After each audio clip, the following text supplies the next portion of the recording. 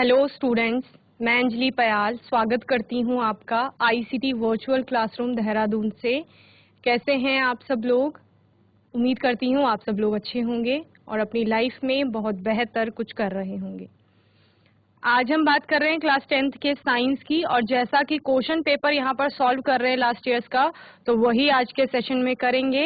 Last session में भी हमने क्या किया था, 2022 में जो आपका प्रश्न पत्र आया है उस प्रश्न पत्र के कुछ प्रश्नों को हल किया था। मैं पहले ही आपको प्रश्न पत्र पूरा दिखा चुकी हूं, तो आपने जितने भी क्वेश्चंस वहां पर नोट किए थे, होपफुली वो हल करने के प्रयास किए होंगे अपने घर पर और समझने का प्रयास किया होगा उन प्रश्नों को। तो कोई भी टॉपिक जब हम किसी भी चैप्टर के अंदर पढ़ते हैं तो जरूरी नहीं है कि जैसा आपकी टेक्स्ट बुक में लिखा हुआ है सेम वैसा ही क्वेश्चन पूछा जाएगा, ठीक है। टॉपिक से रिलेटेड, क्योंकि टॉपिक आपने पूरा समझ लिया है अच्छे से, तो उस टॉपिक से कुछ भी पूछा जा सकता है। जैसे लास्ट सेशन में हमने आयनिक कंपाउंड से रिलेटेड एक क्वेश्चन देखा था कि आयनिक यौगिक जो होते हैं उनका गलनांक उच्च क्यों होता है, ठीक है। तो आयनिक कंपाउंड से आपका कैसा भी क्वेश्चन आ सकता है कि आयनिक यौगिक होते क्या है, आयंस क्या होते हैं, या मेल्टिंग पॉइंट उनका कैसा होता है उच्च न बता करके। तो ये सब एक ही टॉपिक से अलग अलग प्रकार के प्रश्न बन रहे हैं, और चूंकि मैंने पहले ही कहा है कि टॉपिक को अच्छे से समझना है, उसके बाद प्रश्नों को हल करना है, ठीक है। तो प्रश्न किसी भी प्रकार से पूछे जा सकते हैं, उन्हीं प्रश्नों को हम देख रहे हैं। साथ ही कोई प्रश्न जब पूछा जाता है तो उसका आंसर लिखना हम कैसे शुरू करते हैं, ऐसे ही कुछ भी नहीं लिखा जाता है, बल्कि आंसर राइटिंग का एक तरीका होता है, उत्तर लेखन का एक क्या होती है, विधि होती है कि किस प्रकार से उत्तर को शुरू किया जाएगा, किस प्रकार को उसको एंड करना है आपको, ठीक है। तो वही हम यहाँ पर सीख रहे हैं। और अगर आपका कोई डाउट होगा, आपके कोई मन में प्रश्न होंगे, तो वो साथ साथ आप पूछते रहेंगे, ठीक है। तो आइए चलते हैं स्मार्ट बोर्ड की ओर। चलिए, क्वेश्चन पेपर है आपका 2022 का, यानी 2022 का प्रश्न पत्र है ये। 2022 में जो एग्जाम हुए हैं बोर्ड के, उनमें आए हैं, ठीक है। तो कुछ प्रश्न इसके देख लिए थे हमने।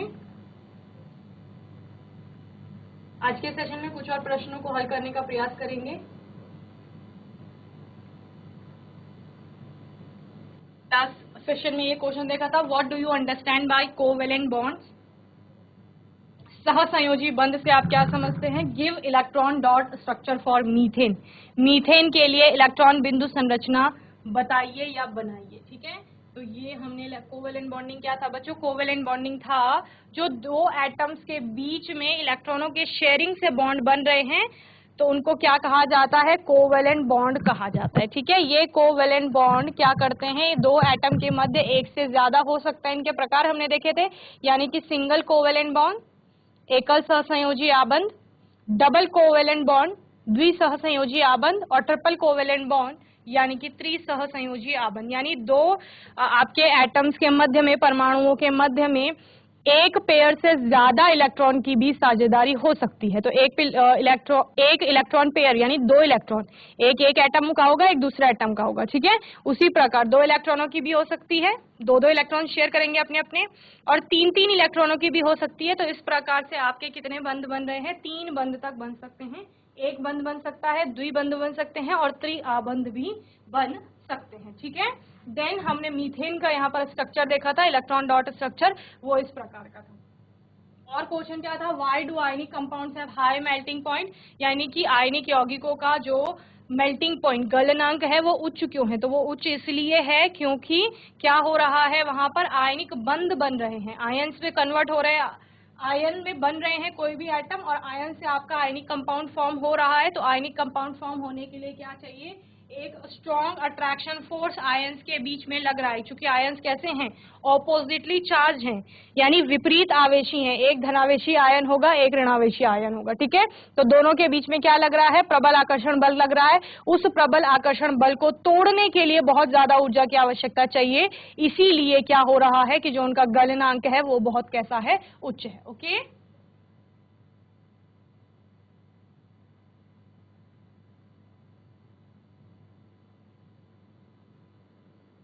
पीआईसी साभा वाला बच्चों, आवाज आ रही है आपको, हैंड रेस करेंगे, आवाज आ रही है तो हाथ उठाइए।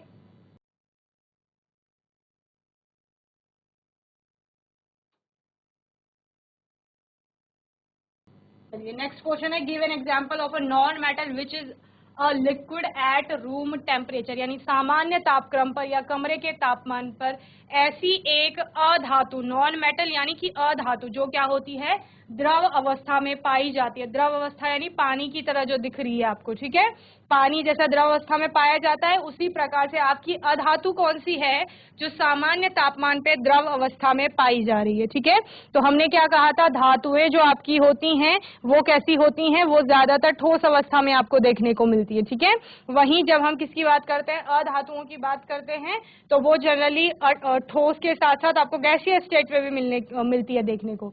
वहीं पर आपकी एक अधातु ऐसी आती है जो द्रव अवस्था में भी पाई जाती है, जिसको ब्रोमीन कहा जाता है, ठीक है। वर्ग 17 का ये तत्व है हेलोजन फैमिली का, यानी कि जब हम पीरियोडिक टेबल पढ़ रहे थे तो हमने क्या कहा था, 18 वर्ग है आपके आधुनिक आवर्त सारणी में, तो उनमें जो 17वां वर्ग है उसका तत्व है ब्रोमीन। और वो ब्रोमीन क्या है, एक अधातु है और कमरे के तापमान पर कैसी है, द्रव अवस्था में पाई जाती है, okay. It exist as a diatomic molecule at room temperature, यानी कि ये कमरे के तापमान पर द्विपरमाणुक होता है, दो परमाणु इसके पाए जाते हैं एक अणु के अंदर, ओके। नेक्स्ट क्वेश्चन है आपका, what are amphoteric oxides, give two example of amphoteric oxide, यानी उभयधर्मी ऑक्साइड्स क्या हैं और इनके एग्जाम्पल आपको बताने हैं, ठीक है। चलिए नोट करिए, ये 2022 में पूछा गया है, उभयधर्मी।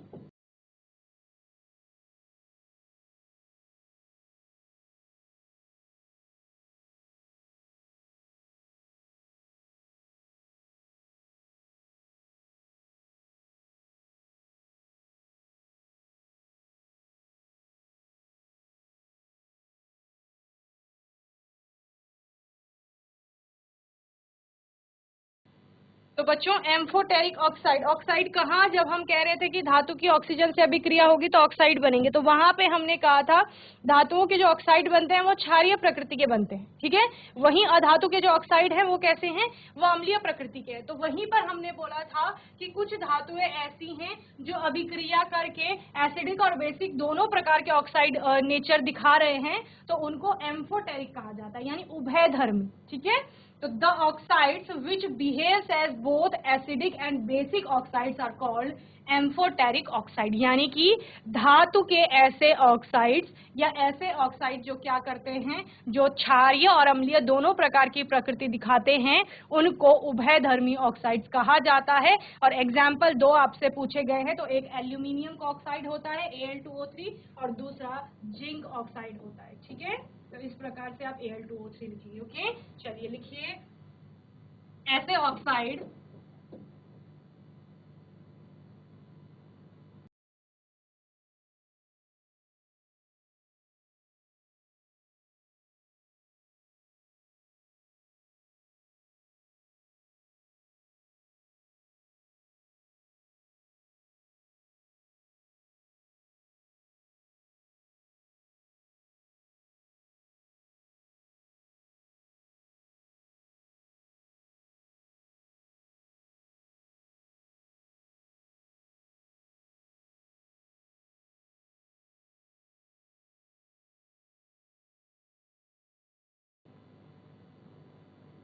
में क्या कहेंगे, उन्हें उभयधर्मी ऑक्साइड कहा जाता है, ठीक है। और उदाहरण में लिख लेंगे, उदाहरण है आपका एल्यू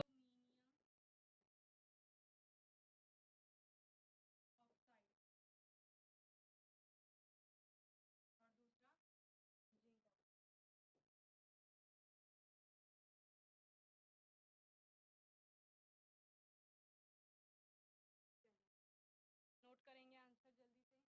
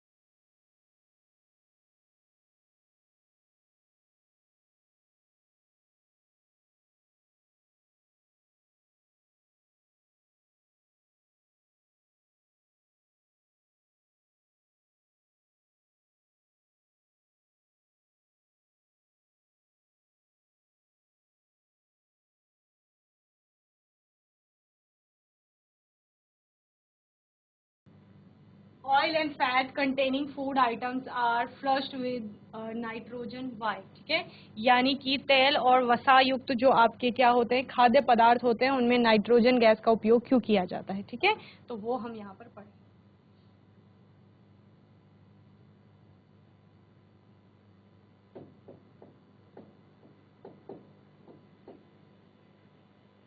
तेल एवं वसा युक्त खाद्य पदार्थों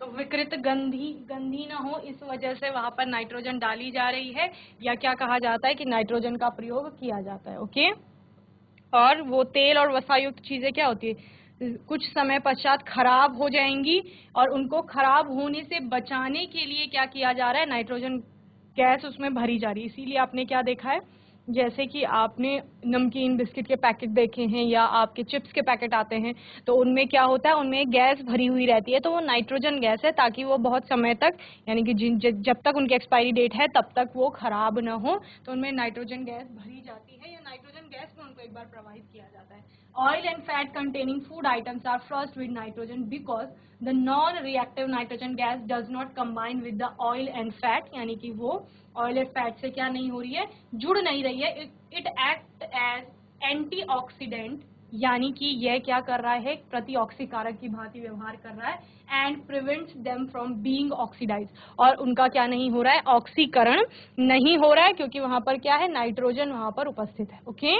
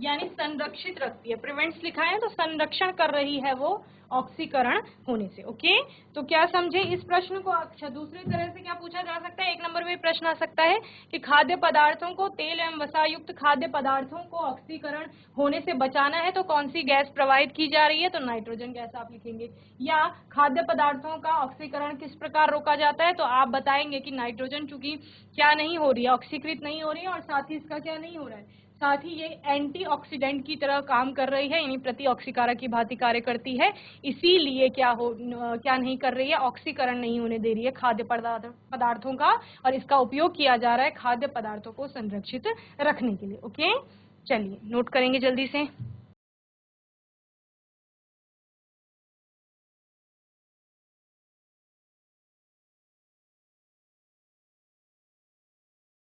क्वेश्चन देखते हैं, नेक्स्ट प्रश्न है व्हाट इज न्यूट्रलाइजेशन। ठीक है, एसिड बेस चैप्टर में आपने बहुत अच्छे से न्यूट्रलाइजेशन को समझा था, तो उसी न्यूट्रलाइजेशन की बात हो रही है। उदासीनीकरण क्या है,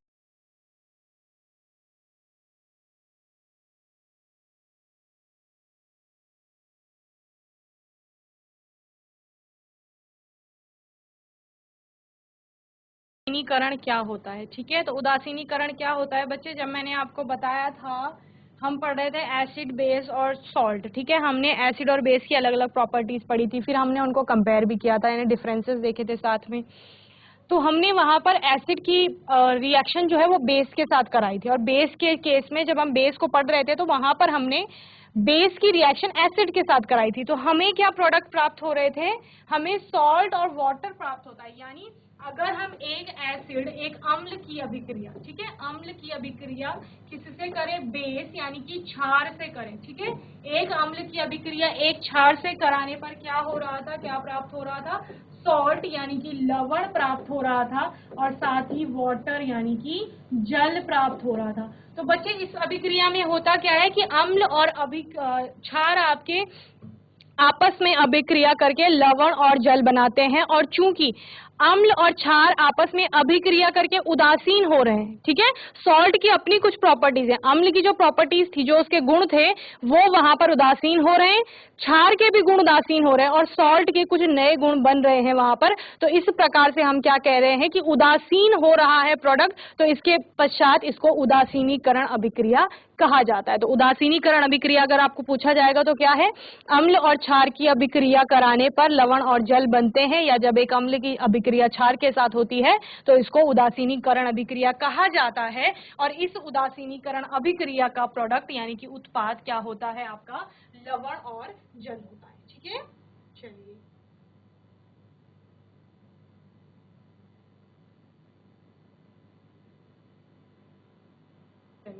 तो it is an acid base reaction, यह क्या है, एक अम्ल और क्षार की अभिक्रिया है, which in which an acid react with a base, जहां पर क्या होता है, एक अम्ल एक क्षार के साथ अभिक्रिया करता है, टू फॉर्म, किसका उत्पादन करने के लिए, सॉल्ट एंड वाटर यानी कि लवण और जल का उत्पादन करने के लिए। The pH of the neutralised solution depends upon the acid strength of the reactants and their concentration, ठीक है। The pH of the neutralised solution, जो उदासीन विलयन है उसका जो पीएच होता है वो किस पे डिपेंड करता है, अपॉन द एसिड स्ट्रेंथ, जो अम्ल की क्या होगी, स्ट्रेंथ होगी, उस पर डिपेंड करेगा, of the reactants and there concentration, यानी कि जो अभिकारक है ना, यानी कि जो अम्ल वहां पर हमने प्रयोग में लाए हैं उनकी अम्लता पर निर्भर करता है, और साथ ही किस पर, उनकी सांद्रता पर निर्भर करता है कि कितना कॉन्सेंट्रेट एसिड आपने लिया है, उसी के अकॉर्डिंग जो आपके प्रोडक्ट बनेगा सॉल्ट, उसका पीएच वैल्यू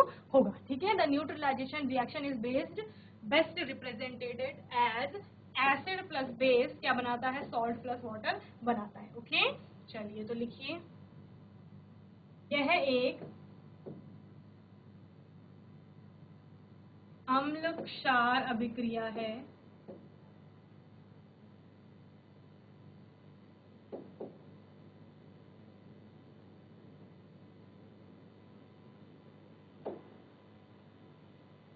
जिसमें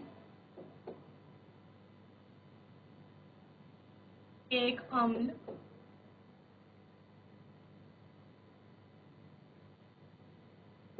एक क्षार से अभिक्रिया करके लवण और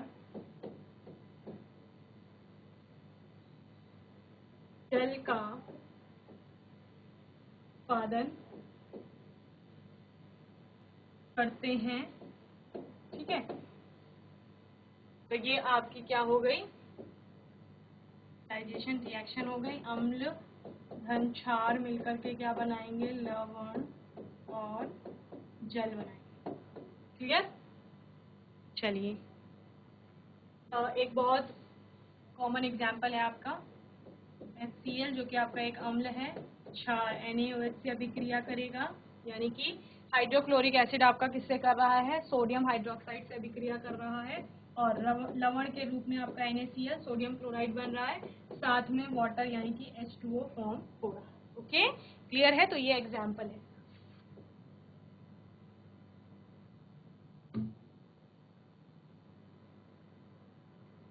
तो यहाँ पर आप अम्ल और क्षार बदल दीजिए, उसके बाद उसके अकॉर्डिंग आप क्या बना लेंगे, लवण और जल बना लेंगे, ठीक है। चलिए, नोट करेंगे जल्दी से।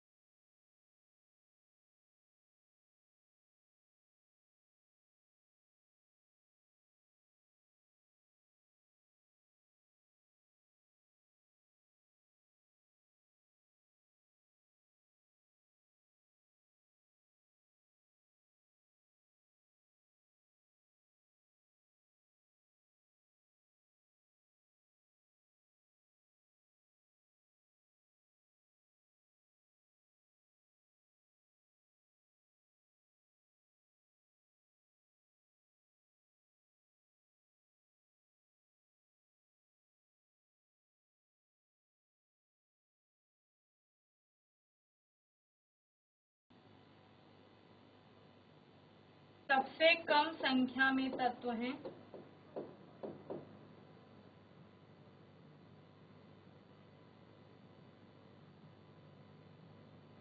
यहाँ केवल दो तत्व रखे गए हैं, या केवल दो तत्व हैं, क्योंकि क्या क्या है आपके हाइड्रोजन H जिसका सिंबल होता है, और दूसरा क्या है आपका हीलियम H। ठीक है, तो हाइड्रोजन आपके सबसे लेफ्ट में है। फर्स्ट जो आपका पीरियड आएगा, जो पहला आपका वर्ग आएगा, उसमें वर्ग क्या हो गया, ये ऊर्ध्व वाले क्रम में, तो फर्स्ट वर्ग में है, जबकि हीलियम का है आपका यहाँ 18th वर्ग में। ठीक है, 18th में यहाँ हीलियम। और हीलियम किस में रखा गया है? हीलियम को रखा गया है अक्रिय गैसों के साथ, क्योंकि इसमें दो ही तत्व होते हैं, और दो तत्व यानी कि इसका जो ऑक्टेट हम अष्टक बोलते हैं, तो अष्टक तो 8 के लिए आप बेसिकली समझते हो, लेकिन दो क्योंकि इसमें इलेक्ट्रॉन होते हैं, तो ये भी अक्रिय गैसों के अंतर्गत आती है। तो इसको किस में रखा गया है? इसको पीरियडिक टेबल में सबसे राइट में रखा गया है, यानी दाहिनी तरफ रखा गया है, और वहीं जो हाइड्रोजन है उसको सबसे बाईं तरफ रखा गया है। और आपको पता है कि जो हाइड्रोजन है वो पीरियडिक टेबल में उसको एक अलग स्थान दिया गया है। ओके, चलिए नोट करेंगे जल्दी से।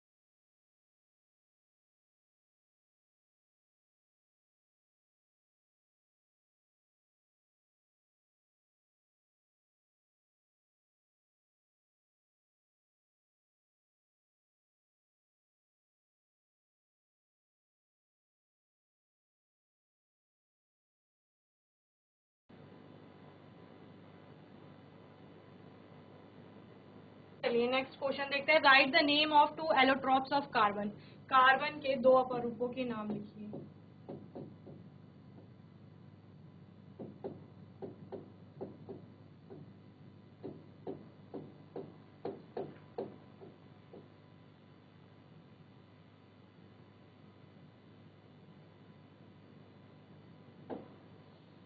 कार्बन के अपर रूप आपने देखे हैं, कार्बन वाला चैप्टर जब पढ़ रहे थे तो उसके अपर रूप देखे थे, जैसे कि आपने ग्रेफाइट की बात की, फ्लोरीन की बात की, और डायमंड आपने देखा था। ठीक है, तो some chemical element exist in 2 और मोर डिफरेंट फॉर्म्स, क्योंकि आपको अपर रूप भी पूछा जा सकता है ना, इसलिए पहले हम बता रहे हैं कि अपर रूप क्या होता है। तो सम केमिकल एलिमेंट्स, कुछ रासायनिक तत्व एग्जिस्ट इन, जो पाए जाते हैं, इन 2 और मोर डिफरेंट फॉर्म, दो या उससे ज्यादा अलग अलग फॉर्म्स में, अलग अलग रूपों में पाए जाते हैं, in the same physical state, जबकि उनकी भौतिक अवस्था लगभग समान होती है, भौतिक जो गुण होते हैं उनमें ज्यादा डिफरेंस देखने को नहीं मिलता है। These different forms are called allotrops। इनको क्या कहा जाता है बच्चे? इनको कहा जाता है अपर रूप। और कार्बन की बात करें, diamond, graphite and fullerene are different allotropes of carbon. ठीक है, यानी हीरा हो गया, ग्रेफाइट हो गया, और फुलरिन हो गया, जो कि बंक मिश्रा फुलरिन के नाम से फुलरिन इसको कहा गया है। तो ये अलग अलग अपर रूप है कार्बन के। Okay, graphite is used in ribbons for printing in computers and typewriters and also in lead of pencils। Okay, यानी पेंसिल की जो निब होती है जिससे लिखा जाता है उसमें आपका ग्रेफाइट प्रेजेंट होता है।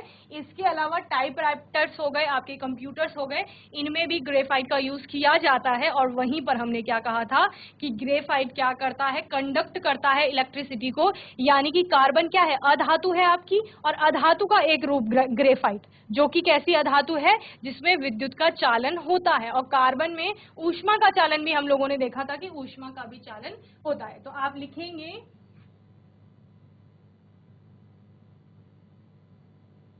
कुछ रासायनिक तत्व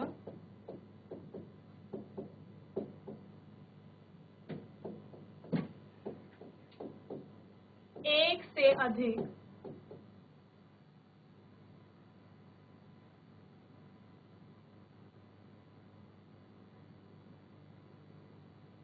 या दो से अधिक अलग अलग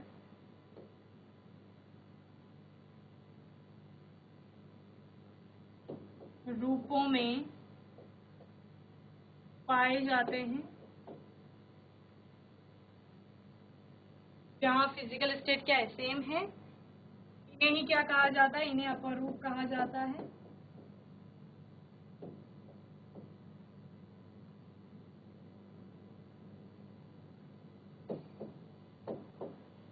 बात करेंगे कार्बन की, तो कार्बन के यहाँ पर 3 अपर रूप हैं।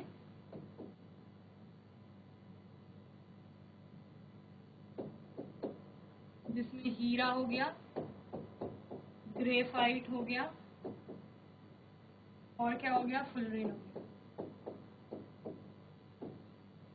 ग्रेफाइट को हमने जैसे बता दिया, और हीरा आपका क्या है, सबसे हार्डेस्ट जिसको कहते हैं, हार्डेस्ट सब्सटेंस यानी कठोरतम पदार्थों में से आपका आता है हीरा। ठीक है, तो मेनली तीनों में क्या है, मेनली तीनों का जो कंटेंट, जो आप कॉन्स्टिट्यूशन की बात करेंगे कि क्या कॉन्स्टिट्यूएंट है उनके, तो वो कार्बन ही है, कार्बन से ही बने हुए हैं, तीनों कार्बन ही है। कार्बन बस क्या कर रहा है कि अलग अलग उसके स्ट्रक्चर पाए जा रहे हैं और उनके आधार पर वो 3 अपर रूपों में एग्जिस्ट करता है, जो कि क्या है, हीरा, ग्रेफाइट और फुलेरिन है। ठीक है, तो ये आंसर आप नोट करेंगे जल्दी से, फिर आगे देखेंगे।